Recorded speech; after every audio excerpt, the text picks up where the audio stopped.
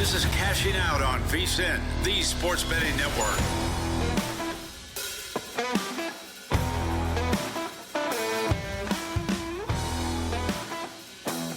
This is Cashing Out right here on VSiN, the Sports Betting Network. We've got ourselves an absolutely tremendous show coming up for you, as it is the changing of the seasons, and we've got a lot that are in peak form right now. The dash for the playoffs in the NBA and the NHL, it is on right now. We've got ourselves a final round of the Masters coming up here in the next few hours, and we've got a trio of great guests that are going to be joining us tonight, as we've got two from the network that are going to be joining me. John Von Tobel in 45 minutes. He's going to be chatting some NBA. We're going to be taking a look at the lay of the land and everything that we're getting on that front. He's one of the best, so I'm very much looking forward to that. And then a little bit over an hour from now, we're going to be talking to Spencer Aguiar. He does a tremendous job covering the Masters, and I know that he's going to be doing a tremendous job of being able to give us some insights over there. He's over at Rotoballer, so we're going to be chatting with him about what we all saw, especially from Rory McIlroy. He goes out there, shoots a 6 under here on Saturday. He's right now the leader in the clubhouse going into the final round, so we're going to be chatting with him about the fact that we've seen Rory McIlroy in this spot a few times before. What should we be taking a look at for him going into this final round? Will it be much like we've seen in the past, or is it going to be something a little bit different? So we're going to be chatting about that. And then in hour number 3, this will be about 2 hours and 30 minutes from now, one of my favorites, Jonathan Davis. He does such great work here at the network, taking a look at the great game of hockey. He's going to be joining me. We did see just a historic accomplishment over the last few days with Alex Ovechkin being able to pass Wayne Gretzky for the all-time goals record. I know that was something that he was tracking. We'll see what else he's tracking right now. We'll take a look at what teams are coming into the playoffs hot and cold as well. So we've got a lot that's coming up. But and the biggest thing right now, we'll be hitting a lot of baseball all throughout the show. We've got all 30 teams in action for this Sunday, and that's really my bread and butter sport. Like, I would be lying to you if I said that golf was. I really don't have a lot of bets with regards to the Masters right now, but I'm very much an appreciator of the Masters, and I just appreciate seeing greatness on display, and that's what we did see from Rory McIlroy today. The scoring conditions for most were, I would say, moderate. It's not like the course was playing easy. I wouldn't say that the Masters was playing as difficult could be on this Saturday, but Rory McIlroy goes out there, shoots a 6 under. He is currently the leader with Bryson DeChambeau. He is in second place, and we have seen Bryson be probably one of the few live guys that has been able to break out, because with the live guys, I have noticed this, that a lot of them, ever since they left the PGA Tour, they've had difficulties here in the majors. DeChambeau has been one of the few guys that has been able to be consistent.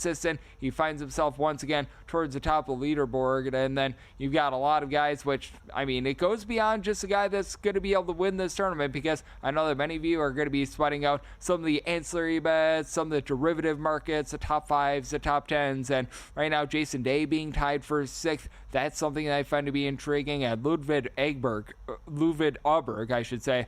Let's get that name incorrect. I apologize to Mr. Ludwig. Currently at 6 under par. He's going to be an intriguing guy to be able to watch out for as well, but I do think that this final round of the Masters, it is really setting up to be a big one, and we have seen time and time again 2-shot leads, 3-shot leads, places where Rory McIlroy has been in the past. We have seen these go into the events. Like, I still remember the one time that Rory McIlroy just completely melted down at the Masters. Granted, that was about a decade plus ago. We have seen this in the past, so very much do want to be cautionary there. And if you're taking a look at the live odds right now, in terms of odds to be able to win the Masters, shock, surprise, surprise, Rory McIlroy, right now you're leader in the clubhouse, but you're able to find some good value on some of these guys. Like, if you're thinking that Corey Connors is able to make a nice charge, you're able to get him at plus 1,800. Rory McIlroy is minus $2 right now, by the way, over at DraftKings, but I do think that there might be a little bit of value in some of these guys a little bit further down the leaderboard. If you think that Scotty Scheffler can get the job done, he's at 35 to 1, and we all know that Scotty Scheffler just consistent with regards to being able to make top 5s, top 10s in general, so there's a lot to be able to dive in on. And with regards to Augusta on Sunday, I think that we're probably going to see a lot in terms of the conditions that we saw today. Obviously, weather could change at any second, it can change at any time whatsoever, but I do think that it's going to be very interesting, those pairings. And like I was saying with regards to being able to bet the Masters as well. It's not just all about taking a look at who's going to be able to win this tournament outright. You're able to take some shots on some of these guys to be able to make a top 5 or a top 10. Like if you think that Patrick Reed is going to be able to maintain his top 5 spot, you're able to get that at a plus 140 as well. So that's what makes this time of year so great, as it is cashing out with myself, Greg Peterson, and do want to alert you guys of a little bit of baseball that we're seeing right now as well, because we've got a pair of games that are currently in the balance, and we saw one absolute upchucking, by the way, and I do feel like I need to alert you guys of this. I have to alert you guys of this because I'm also a man from the great state of Wisconsin, so this one makes me a little bit salty. If you thought that the Milwaukee Brewers were going to get the job done on Saturday, you saw them up 4-0 going into the 9th inning. Hopefully you didn't go out to check the mail, because yeah, you missed something. The Arizona Diamondbacks, a 5 spot in the 9th inning. Trevor McGill made like your buddy at the bar, and boy, did he not close. 5-4 the final for the Arizona Diamondbacks, as in this one, you saw a clutch hit from Corbin Carroll. I will still continue to say this. You want to be taking a look at some of these guys that sometimes they just have a big giant drop off in production from one year to the next. Like, I still believe he was injured last year. Like, Corbin Carroll just looks like a completely different hitter this season, and towards the back of last year as well, because in the first 4 or so months of the season last year, you could tell that wasn't the Corbin Carroll that we all know and love. We saw him a little bit towards the back half of the season. He has been on fire to begin the season, and for the Diamondbacks, I think that a lot of people will be surprised. Since the beginning of the 2024 campaign, they're actually your number 1 offense in terms of run scoring, and boy, were they able to put up a big number here, and they made Corbin Burns, a former Milwaukee Brewer, proud. He didn't necessarily have his best performance, 3 runs given up in 6 innings, including a home run to Jackson Chourio, who I still remember last year. He became a member of the 2020 club at the age of 20, so he's off to a nice season for the Brewers, but I have to wonder how much that one is going to be singing for them. And for the LA Dodgers, right now it's not looking great for them. 7-0 down against the Chicago Cubs, and this is a big reason why I do have I know that we just had Scott Seidenberg on a few minutes ago. Oh, he does a great job with Live Bet Saturday, Live Bet Sunday, all of our shows here at the network, and I know that he's got sort of his systems, and I'm less of a system guy personally, but there are some certain things I pick up upon, and with the LA Dodgers, I certainly have had one thing that I've looked at over the last few years, and that's the fact that if you bet the LA Dodgers, you want to be betting them on the run line rather than the money line, and here's the big reason why. Right now for the season, it's a pretty ho-hum number. The fact that the LA Dodgers have 11 wins right now, and if they make it 12 here tonight, that would be a Herculean comeback, considering they're down 7 runs. But that said, I've tracked this since the beginning of the 2022 season. Since the beginning of the 2022 season, this is regular season games and regular season games only, the LA Dodgers have won 320 games. All but 56 of them have been by multiple runs. So what this means is that north of 81% of the time that the LA Dodgers have won a regular season game over the last now 3+ seasons, they have been by 2+ runs, more than 81% of the time. So instead of laying these just exorbitant numbers on the LA Dodgers, you instead want to be putting yourself on a little bit more of the plus money. You're going to lose a few of these from time to time throughout the season. You're going to have a few that just don't necessarily break their way. I believe that one of those was a few days ago against the Washington Nationals, but when you're able to do this, you're able to reduce the just north of -170, -180 like we were seeing tonight. You're able to put yourself on the side of plus money. So, I mean, you don't want to lose a bet no matter what. But in baseball, it's certainly going to happen, to say the least. So instead of laying that -170, -185 and betting like 1.7 units to try to win one, you would instead tonight be laying 1 unit to perhaps be getting a little bit of a plus price. If I'm not mistaken, a lot of places did close this right around about a +105. I think that the lowest number was even money. So you're able to save yourself a lot of juice on that front. And then we currently do have Kumar Rocker getting, well, rocked in this game against the Seattle Mariners. Mariners currently up by a count of 4-1, and that one is going to be intriguing to see how that concludes, because we've seen a lot of unders out there in Seattle, and I think that it is very important if you're a baseball bettor to be taking a look at some of these ballpark factors. Like, ball's been flying out of Sacramento this far this season, and that's something that I'll be talking about tonight. I'll be talking about on this show moving forward. If you are a baseball bettor, you want to be taking a look at these totals out there in Sacramento, because I do want to try to gauge gauge these minor league guys before they come up to the major league level. So I am someone that very much gauges the PCL league. And with PCL league, when you see these guys coming up and you're thinking, oh, wow, he had a 5 ERA in the minor league level. If he's out there in the PCL, that's not too bad. If he's posting a 5 ERA in like the Independence League out there in the northeast part of the country, probably want to be throwing up there a little bit of caution. But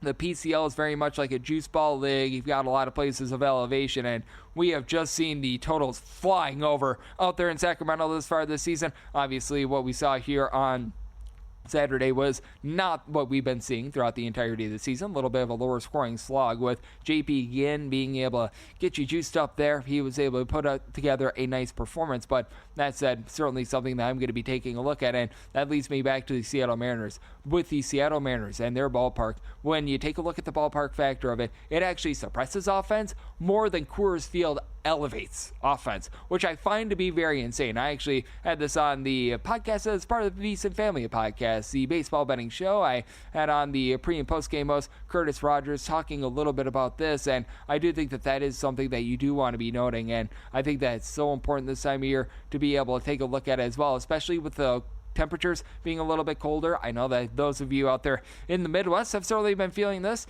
I know that those out there in Colorado about a week or so ago were also experiencing a little bit of snow as well. So you just never know what you're going to be able to get in terms of those ballpark factors. But obviously, with regards to this Texas Rangers team as well, should be very curious to see how the pitching is going to be faring moving forward as well. They've got a few interesting guys. Kumar Rocker was going tonight and just did not put up a great performance, as now the Seattle Mariners lead by a count of 5-1 as I've been doing this diatribe, as that was a Cal Raleigh big dumper home run in the 5th inning, and for Kumar Rocker, gets rocked after going 4 1/3 innings, giving up, or 3 1/3 innings, giving up 4 runs, 3 of which were earned. Side note, Caleb Belsley is currently in the game for the Texas Rangers. You're younger than me, went to high school with them, so very sad to see him give up a home run in this one, but you know what? We've got a lot to be able to parse through. Going to be talking a lot of baseball. We're going to get you set for the stretch run of the NHL and NBA playoffs here tonight, and we will lead it off with a little bit more baseball on the flip side right here on Cashing Out on VSiN, the Sports Betting Network.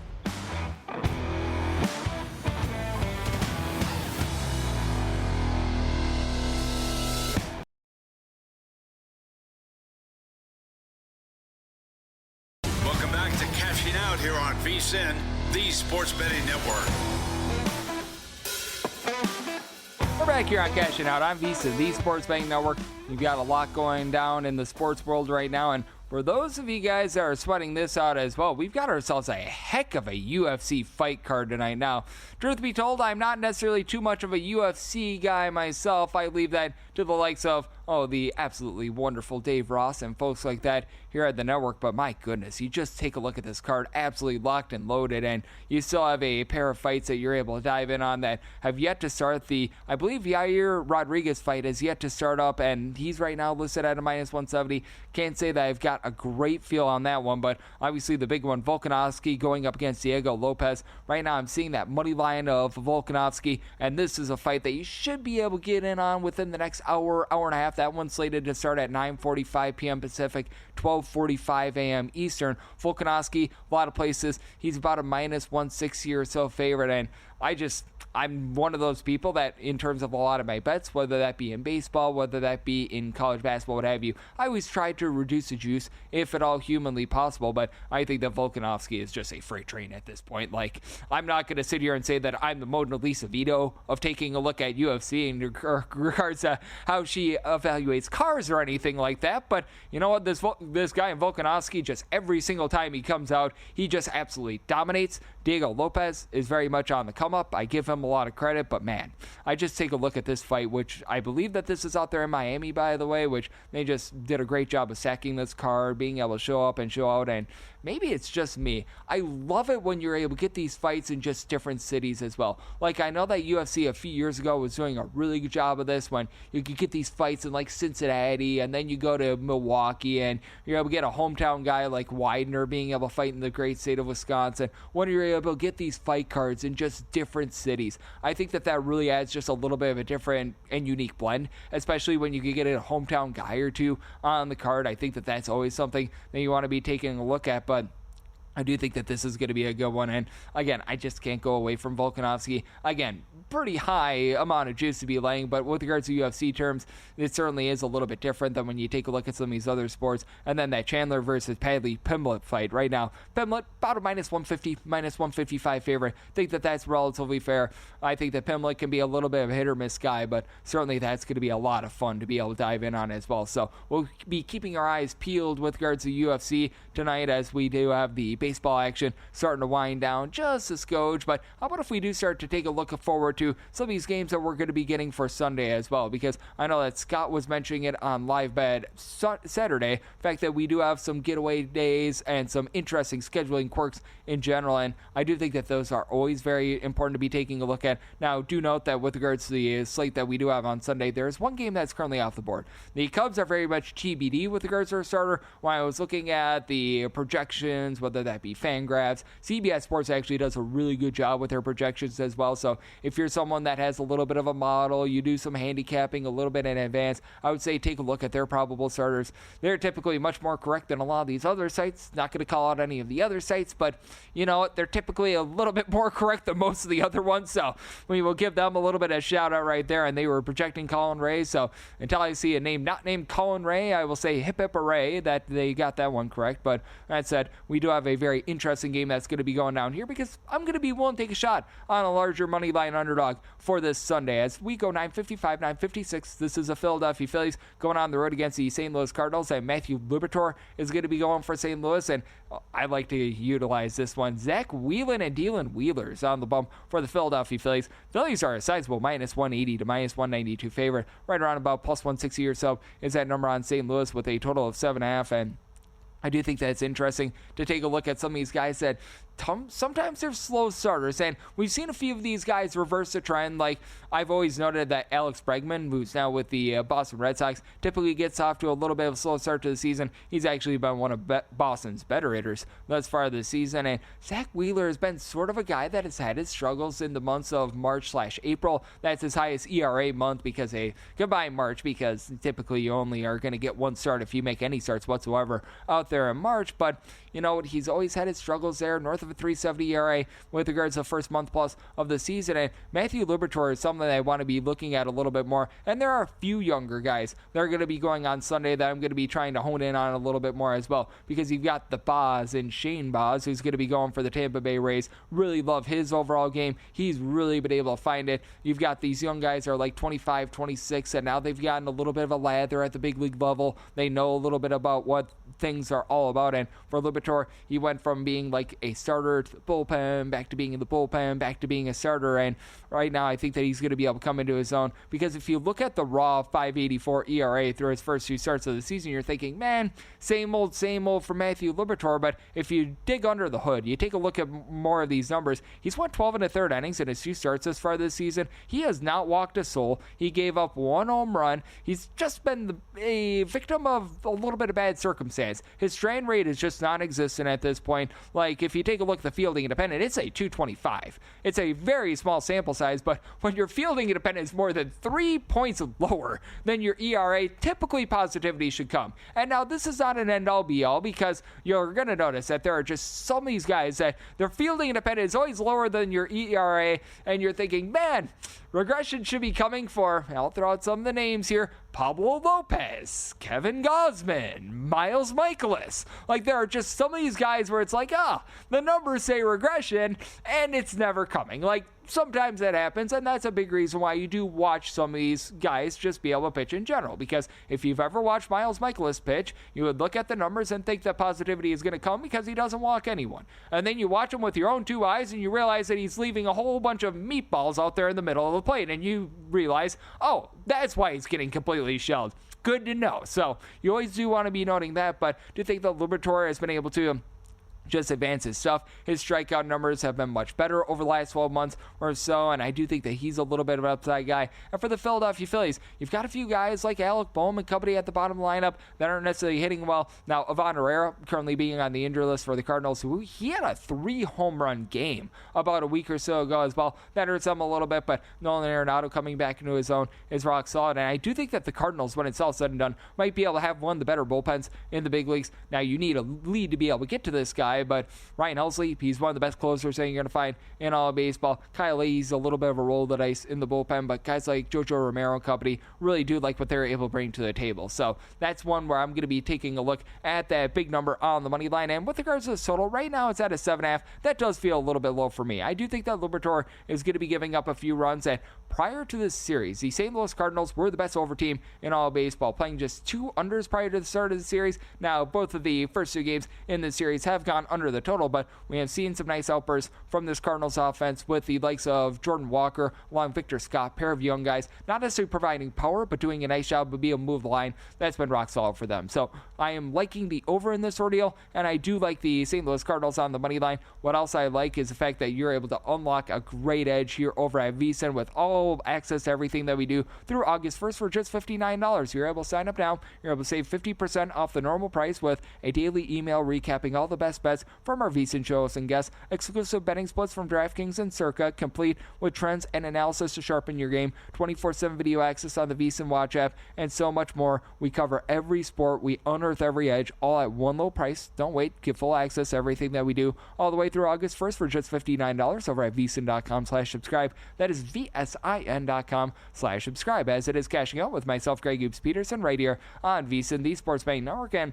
I'll feed you guys this update as well, because at last check, the Chicago Cubs were up by a count of 7-0 over the LA Dodgers. Well, you don't see this very often. It is now the LA Dodgers down by a count of 11-0 against the Chicago Cubs. And here's a guy that you didn't expect to pitch in this game. One Miguel Rojas is right now on the bump for the LA Dodgers, and I always do find it intriguing to take a look at these live betting spots with regards to these position players that come in, because sometimes it feels like these guys are just going to roll over and they're just sort of going to die at the plate. They're going to try to show a little bit of mercy. There are other guys that are like, the heck with showing mercy. I need to try to be able to get that incentive, and the incentive of being able to hit like more than 30 home runs might be dependent upon this at bat. So I always do find that to be intriguing. And if you're looking at that live total right now, you're able to get over 12.5 at a -140. And if you like -11.5 live on the Chicago Cubs, you're able to find a +135. I honestly don't think that that's a bad look, because right now you've got a position player in there in the 8th inning. So you're going to get both 8th inning and 9th inning at-bats with the position player out there. Now, I recognize that Miguel Rojas has actually thrown a few innings at the big league level. We've seen him a few times be able to step up, and it's very intriguing, because you'll notice that sometimes you have a position player do a one-off and he's throwing like 40 miles an hour, and it looks like they're shot putting the ball in there, which that's always some good, clean family fun right there. It's like, hey, that looks like me trying to throw out the first pitch at a baseball game. And then there are other guys where they actually are giving you a relatively good effort. And then you've got guys like Joey Gallo, who, I'm not even kidding, he's right now cut from every single baseball team, and he's trying to reform himself as a pitcher. So there's always a lot of fun. By the way, in case you're wondering, Miguel Rojas, 4 career innings pitched with the LA Dodgers this far this season, a career .450 ERA. So we will see if that's going to be on the up and up. I don't think that the Cubs going to be showing a lot of mercy here, and we're going to show no mercy to the baseball betting board, as we'll take a look at more of these games next, right here on Cash It Out on VSiN, the Sports Betting Network.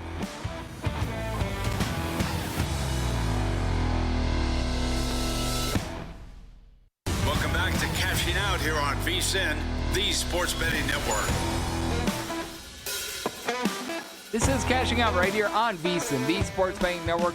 I'll pick up where I left off in the last segment. I was talking about this Cubs versus Dodgers game that's going down right now, with right now the Cubs up 11-0. The Dodgers managed to get out of the top of the 8th inning with our good friend and Miguel Rojas being able to get a few outs out of the bullpen, as Luis Garcia got absolutely destroyed in the 8th inning. And what I think is very intriguing about what we've seen out of the LA Dodgers tonight, this is not on Roki Sasaki, what we've seen thus far. He is going to be taking the loss in this one, unless we see one of the greatest comebacks in the history of baseball, with the Dodgers being down 11 runs going into the bottom of the 8th inning. That's it for Sasaki. A relatively respectable stat line. Not going to say, let's put this guy's bus out there in Canton or in Cooperstown or anything like that. I was thinking of the NFL Hall of Fame there for a second, but I am not going to put this guy in Cooperstown or anything like that for this. But I mean, he went 5 innings. He gave up a solo home run, gave up 1 run, and then the bullpen, they let him down, as Ben Casparis gave up 6 runs and he got 5 outs. You had Luis Garcia get 1 out. He gave up 4 runs. That is an ERA of not good. So yeah, it's been relatively rough out there, and Ben Brown has had it rocking and rolling for the Cubs tonight. 6 scoreless out of him, and now the Cubs, they're utilizing more of those, shall we say, lesser used relievers to be able to get the job done out there. So that is currently at 11-0, and currently you've got the Seattle Mariners up by a count of 5-1, and the reason why this game is very intriguing, total of 7. Very, very low totals out there in Seattle this time of year, and Brian Wu is saying woohoo to a great start. How about 1 run give it up over the course of 7 innings, and our guy from Hortonville High School, Caleb Bouchley, he's been able to fill 2 2/3 innings thus far. Did give up a solo home run. I'm not even kidding when I say it. He was a year younger than me in high school, so obviously a little bit of mutual respect there. And there certainly, in terms of my handicap, I did not think that he was going to be coming into this game because, well, typically when we've got him in the game, that's not necessarily good for the other side of the coin. But that said, you know what? We're going to be taking a look at that. 5-1 currently. The Texas Rangers are trailing the Seattle Mariners. We'll see what happens on that front. And how about if we do take a look at the next game in this series? How about if we do take a look at that Sunday matchup right now between Seattle and Texas, as it's going to be Nathan Eovaldi going up against Logan Gilbert. And right now with the Seattle Mariners, I was finding them as good earlier on at about a -127 or so. Right now I'm mostly seeing about a -130.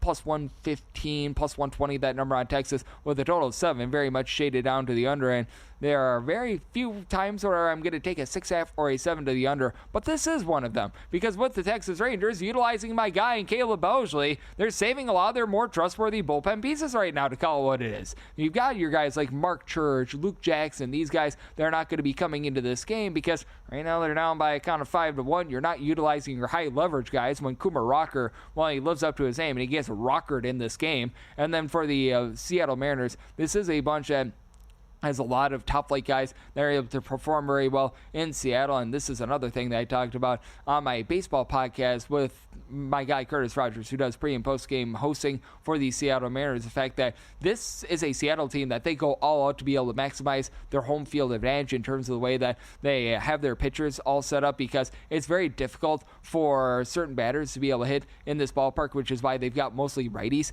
in the bullpen. They've got a guy like an Andres Munoz who is so dominant out there in the bullpen.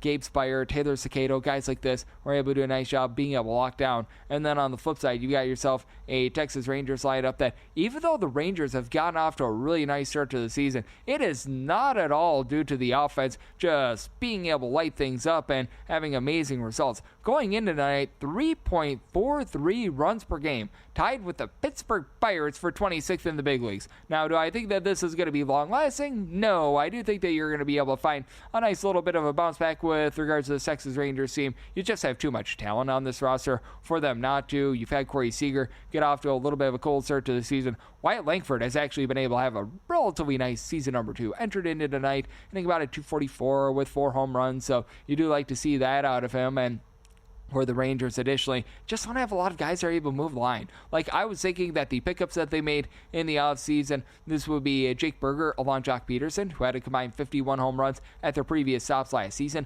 that these guys will be able to come in, make a relatively nice impact for the team. Thus far, that just simply has not happened, and you just need Adolis Garcia to find a way to move the line. Like, this guy, dating back to the beginning part of last season, has been relatively miserable, albeit 2 hits tonight to be able to help out that batting average just a little bit and get his on-base percentage back up to a 333, but need a little bit more there. Marcus Semien just has given you a big giant nothing burger. And for Seattle, it's very intriguing the approach that they've taken with regards to their offense, because there are a little bit too much of an all-or-nothing team for this ballpark, in my opinion. You've got Cal Raleigh, big dumpers already went deep in this game, and additionally, you've got a guy like Rowdy Tellez, who they brought in the offseason, who's currently hitting a 0.74. Like, that is more than half of the Mendoza line. That is not great, to say the least. If you're hitting a 0.74, and if you're wondering on the on-base percentage, a hearty .133. So not even reaching a 200 on the on-base percentage right now. That's not necessarily tremendous. Obviously a small sample size, but Julio Rodriguez, J.P. Crawford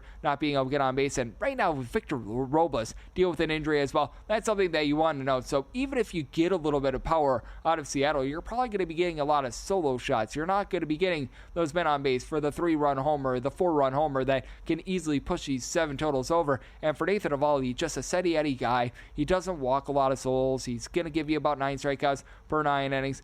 maybe he's not going to be a guy that's going to be up for the Cy Young Award this year or anything like that, but you know what you're going to be able to get out of him. And Logan Gilbert is one of the few guys for the Seattle Mariners who performs relatively the same on the road rather than at home. This is a guy that when he's at home, he's always been solid, and he doesn't walk a lot of guys either. Less than 1.7 walks per 9 innings since beginning part of the 2024 season.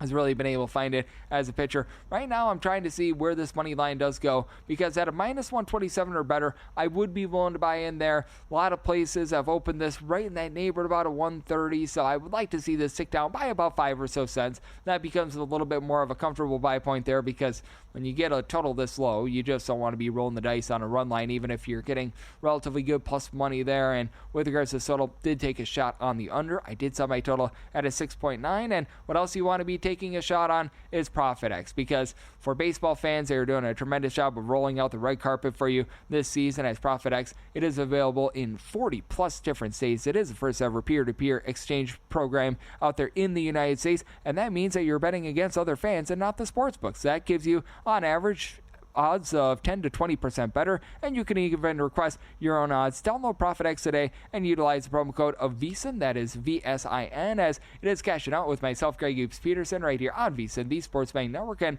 how about if we take a look at this game? Because typically, with regards to lower totals, I typically don't want to take a look as much on run lines, but I'm going to be willing to do so here. And for those that are wondering, my write-ups in baseball, because I had a lot of write-ups with regards to college basketball season, we've got them in baseball as well, sold by a wonderful editor behind the scenes that mine are up right now if you're listening to this fine program. So we've got you guys all covered there, but this is 953, 954 on the card, and one of those plays is the Reds run line, as you've got Hunter Green taking the bump for the Redlegs, and Carmen Moldazinski is going to be on the bump for the Buccos. Right now with the Reds, you're finding their money line more around about a minus 180 to a minus 190, between plus 160, plus 165, that number on Pittsburgh. But if you're looking to lay a run half, you're going to be getting right around about a plus 120. That's where I landed on this. Hunter Green has been able to do a really good job with just being able to bear down for the Cincinnati Reds. First 2 years out there in the big leagues was giving up ding-dong after ding-dong. Not necessarily tremendous, to say the least. Has really been able to hone in, and thus far this season, he has cut down on the walks, giving up fewer than 1.5 walks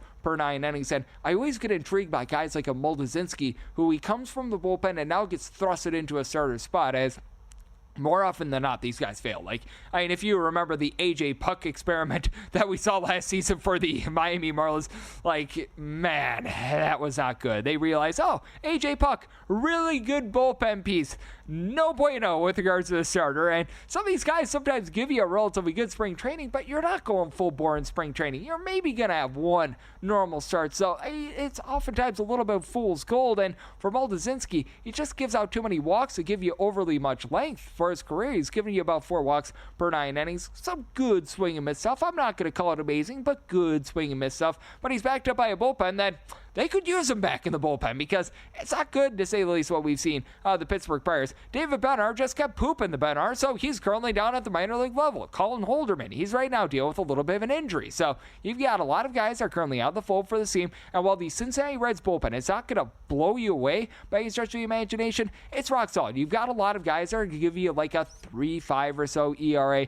Brent Suter, Sam Ball. They're still currently dealing with that injury to Alexis Diaz as your main closer, but even guys like a Taylor Rogers, who they bring in the offseason, he's rock solid. And additionally, I do think that you're going to be able to get a little bit of production out of these guys not named Ellie De La Cruz in the lineup as well. It's been a rough season for the likes of Jake Fraley, Spencer Sear. Do think that these guys are going to be able to get online, so I did give out the over in the spot as well. I do think that the Reds, who last 2 games, they've been able to do a nice job coming back to Cincinnati, putting up some runs. It is a very hitter-friendly ballpark, so like the over and that run line. And by the way, if you took my advice on the live over and perhaps laying the chalk on the Chicago Cubs with the position player in the game and Miguel Rojas, Cubs with 2 runs in the 9th inning, now up 13-0. So we're looking like a rose there, and this show is looking all the better, because coming up next, one of our good friends is going to be joining me, John Von Tobel. He does such great work covering the NBA here at the network, and he'll join me on the flip side here on Cashing Out on VSIN, the Sports Betting Network.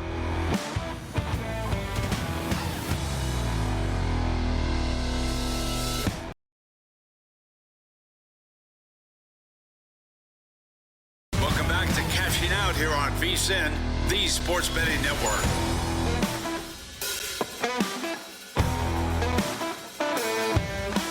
We're back back here on Cashing Out on VSiN, the Sports Betting Network. Great to be joined by this man on the Progressive Guest Line as we've got John Von Tobel aboard. He is the host on VSiN Prime Time here on the network. Additionally, he is our main NBA analyst and handicapper. And John, it's always great to get you aboard. Thank you so much. Last day of the regular season tomorrow. Very excited. Oh, it is very exciting. And just what are you expecting from the playoffs? Because most of the seeding is done. You've got a few mixes and shakes that we're going to be seeing, especially with regards to that play-in tournament. But that said, a lot of these teams that we are going to be expecting, we know what we're going to be getting there. And I think that's going to be very intriguing to see what we get in terms of, shall we say, those mid-seed matchups when it comes to both the East and the West. Because I do feel like the top of each conference, we know a little bit more of what we're going to be getting there in the first round. Well, the Western Conference 4 through 10 really isn't set. That's going to be the interesting part about what happens.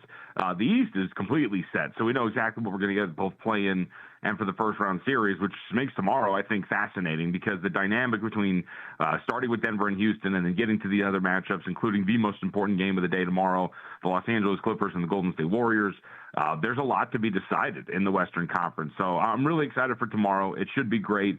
Really, the Clippers and the Warriors are the only two teams meeting up with each other that have something to play for. So that's going to have a playoff feel. We've actually seen that total dip down to about 218 at some spots, 218.5. It was one of the early games that I bet under. I think the reason why we're so low, because it's down to 217.5 at DraftKings, is the questionable tag for Curry, who banged his thumb up yesterday against Portland. But I think he'll probably play. It's a pretty important game for Golden State. They can slip into the play-in if they don't win this game and other things happen. And even if they win, they can maybe only get barely the 6th seed. So this is going to matter quite a bit in terms of what happens between those two. And I can't wait to see what's going to take place. And how about if we dive into just a little bit more philosophy here in general? Because I always think it's very intriguing how you gauge the last week / the last day of a regular season in any sport, whether that be Major League Baseball, NBA, NFL, list goes on and on, because so much of it is about motivation, so much of it is about seeding. How are you going about this final day of the regular season in the NBA? Because you mentioned it, the motivation and what these teams are playing for is just so vastly different across the boulevard for these teams. Yeah, so I think it depends on what you want to look at, right? In the Eastern Conference, as we mentioned, everything's set, so you can keep an eye on the injury reports and see how teams are going to handle these things. But there is absolutely nothing at stake for any of these Eastern Conference teams in the early window that starts at 10:10 our time out on the Pacific Coast. Now, for the Western Conference, it becomes a little bit more different because you do have these teams, and I think the general strategy is going to be putting together a money line parlay of some sort, right? You have Dallas and Memphis. Dallas is resting everybody, and Memphis has some things to play for, but the Dallas Mavericks injury report, it looks like Anthony Davis, among some others, they aren't going to play. You have Phoenix and Sacramento. Sacramento still trying to clinch a play-in spot in terms of hosting the final game, so they have something to play for there. Denver and Houston, we can get to a little bit later. That's pretty fascinating, but you'd probably include Minnesota, the 23-point favorite on the money line parlay. There's probably the way to go is stringing these teams together that need something to win and put them on some sort of a money line parlay, but nothing really is guaranteed at this point right now. And outside of that, I think the other interesting angle, Greg, is going to be in-game wagering. And I'll give you an example. So on Friday, Orlando and Indiana were playing. Both teams were resting all of their starters. And so you see at times when a favored team gets down early, the algorithm for the in-game wagering will kind of stick to the favorite, especially if it's heavily rated favorite, even if they're trailing on the early going. And in the early game between Indiana and Orlando was up by about 6, and yet Indiana was still laying about 2.5-point favorites in game. And it's like, well, okay, that makes sense in a vacuum, but Indiana's resting everybody. It's their backups. This power rating, I don't think, sticks that much, if you will. So I thought it was a good opportunity in game to go back Orlando. And sure enough, the Magic won wire to wire, beat the crap out of them, and ended up smoking them. So I think that's going to be pretty interesting because I don't think that these algorithms, these in-game numbers, have the best read on how these teams are rated if they're playing with all their backups. And you can find some pretty good opportunities once these games begin. And I want to expand upon that a little bit more as well because, John, I have always been a believer in in-game betting with regards to the NBA because there's a lot of volatility in these games. And, I mean, going past what we're going to be seeing in the final day of the regular season, how much would you advise that in the postseason as well? Because I've always found personally when I bet on the NBA, I want to be taking a lot more of a look at the in-game numbers, being able to buy in on some of these teams that maybe they're on the wrong end of a run. Maybe there's been a few lucky shots that have been going for the other team because more often than not, I've found that I've been able to get much much better numbers in game, and I just find that with the way that these games play out in general, you're going to see a lot of swings, and being able to grab that better number in game can be the difference between winning and losing with that side. Yeah, of course. I mean, I think that's generally you can make the argument that it's a fool's errand to bet the NBA pre-flop regardless, right? I mean, because these teams are going to go back and forth. You're talking about games with about 100 possessions between them that are going to swing wildly, as you mentioned. So it does probably behoove you to attack it from an in-game standpoint, and especially if you're going to get some of these games now. In the postseason, you're probably not going to find many with a really high total because things do slow down, and game planning, especially defensive game planning, things like that, you're going to get a little bit tighter in terms of the pace of play. But still, when you have like a 1-point spread, Greg, I mean, that team's going to swing back and forth with just a couple of buckets, let alone a couple of big runs. So I think it's a very strong argument made. That's really how you should do it exclusively. And that's generally how I approach it. I like to bet these series prices before and then let the series play out. But during the games, you can find all sorts of angles like you're talking about. No doubt, as John Von Tobel, who does great work here at the network on VSiN Prime Time, is our main NBA guy, is joining me right here on Cashing Out on VSiN, the Sports Betting Network, and we're doing the show live from Circa out here in Las Vegas. And when you go to circalasvegas.com, type in that promo code of VSiN15, you're able to save 15% off of all of the wonderful properties that Derek Stevens has. That would be here at Circa, along with the D and Golden Gate. And if you get really lucky, I know that you retweeted this, Mr. Von Tobel, occasionally you can find Matt Humans over on Stadium Swim Googling egg recipes as well. Shout out to Donnie Miller, who posted that one up, as that was some good, clean family fun here on the network about 24 or so hours ago. You go to circalasvegas.com, type in the promo code of VSiN15. You save 15% on all those wonderful properties. And John, it certainly is going to be great to see what we get in the postseason as well. And obviously with the West, it is very much not yet set, but I want to take a little bit more of a look at the East because we know what we're going to be getting there. How do you take a look at this East right now with the two obvious teams being the juggernauts out there, the Boston Celtics, along with the Cleveland Cavaliers? But I do think that there's a little bit of intrigue with the Milwaukee Bucks, whether or not Dame Lillard is, for one, going to be able to play in the postseason, and two, if he's going to be fully 100%, because I just still take a look at the East. I think that's a long shot that the Bucks could be able to make a charge, but I think that if there is one team that might have the propensity to be able to wrap the apple cart, it's if Dame Lillard is healthy for the Milwaukee Bucks. Yeah, I think that there's the potential there. I think their perimeter defense is still a little bit of a problem. I don't know who they have that is going to take on opposing guards that you're going to feel comfortable with in terms of some of these defensive possessions. I mean, especially in crunch time throughout the season, when you're asking Damian Lillard, Gary Trent Jr., and the likes to really defend in clutch time situations, the best guard on the other team, you're in a really tough spot. And like you said, too, we just don't know if Dame's going to be available. Doc Rivers said earlier, I think it was either today or yesterday, that they have positive news and that they were happy about it, but there's really no clarity as to whether or not he's going to play. And remember, this team is very guilty of being very, very shady with what they're doing in terms of their players' availability. Not that they force guys to play, it's just that they're never accurate about anything. They never tell the truth. Remember, we're still waiting for Giannis to return to that series last year, and he ended up never really getting back either. So I don't know if I would count on the Bucks, only because we just don't know what Damian Lillard's status is going to be, and we don't know if he is going to be fully healthy. And just look at the East as a whole. Injuries could be the difference here, because don't look now. The Boston Celtics, there was a report today that one Jaylen Brown had to go undergo injections in his knee because he's been dealing with this deep bone bruise, I think it is, that has really been bothering him for a while now. He might not be fully healthy heading into the postseason. I don't think he's in any danger of missing time, but he's not going to be 100%, and that's a blow for Boston, especially in the Eastern Conference that is better than it was last year. And I'm so glad that you bring that up, because always when people look at the injury report, they want to gauge whether or not a guy is in or out. And I think that it goes beyond that. You want to take a look at how close to 100% a guy is as well. So very good call out there on Jaylen Brown. And in terms of some of the bets that you do have for Sunday, I know that you've got a pair in terms of Nuggets versus Rockets, Clippers versus Warriors. We've got about a minute here. What are you taking a look at in those two games? Well, the Clippers-Warriors game, I bet the game under, so just wait to see if that comes back up with Curry's status. But I definitely wanted to point out with Houston and Denver, remember, Houston has not played their starters for a full week since that win over the Golden State last Sunday. And so now their injury report is clear. They're going to play everybody tomorrow, but we don't know how much. So that's definitely one of those in-game things, or to watch out for reports, because I don't know if Houston's really going to gun to beat Denver, but they definitely want to get their guys out there to get them some run, because they're not going to play again until next Saturday. That's literally one game of action over 2 weeks before they get into the postseason. So I'm very fascinated to see what the workload for the Rocket starters is going to be tomorrow, because I think there's a chance maybe they only play the first half to get a little bit of work before they head into another week off after taking this last week off. Yep, that's a good call, and I know that the workload of John Von Tobel, it is quite large, but you do a great job of being able to fulfill it all for us here at the network, and I do always appreciate the time. Thank you so much. Thanks, Greg. Always great to be able to get you on aboard. Such great insights on the final day of the NBA regular season taking place on Sunday. And we've got a lot of Major League Baseball action that's happening on Sunday. We've got the final round of the Masters as well. We're touching upon it all next right here on Cashing Out on VSiN, the Sports Betting Network.